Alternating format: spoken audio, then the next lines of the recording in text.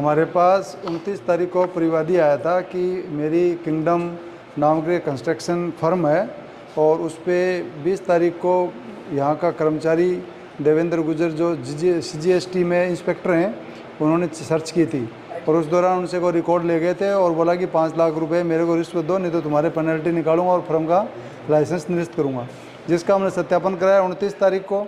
और उसके उपरांत आज भी दोबारा सत्यापन करवाया तो उन्होंने 1,40,000 रुपये मांगना तय हुआ, जिसके उपरांत आज शाम को उनको रिश्वत देते हुए रंगे हाथ पकड़ लिया और 1,40,000 रुपये उन्होंने अपने प्राप्त करके सहायक कर्मचारी भाव सिंह था उनको दे दिया।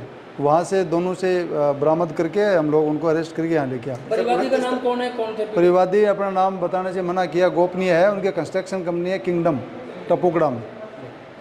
इसके संदर्भ में पूरी जांच की गई और ये सत्य पाया गया सत्यापन में कि वो रिश्वत की मांग कर रहा। सर 29 तारीख को जब आपने सत्यापन किया था तो उस समय कार्रवाई नहीं हो पाई, क्या कोई लीक हो गई थी या फिर? 29 तारीख को हमने सत्यापन करवा लिया था, चूँकि हम लोग अलवर में एक ट्रैप कार्रवाई थी उसमें गए हुए थे, इस वजह से उस दिन कार्रवाई नहीं कर पाई। 30 तारीख को मेरे को कोर्ट में जाना था।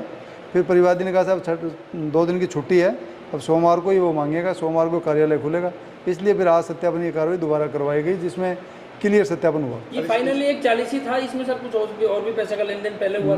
पहले का तो सर इनसे तो नहीं लिए, इनसे 5 लाख की मांग की गई थी, लेकिन परिवादी के पास पैसे भी इतने नहीं थे, इसलिए परिवादी ने 1,30,000 डमी करेंसी दी और 10,000 रुपये भारतीय मुद्रा दी।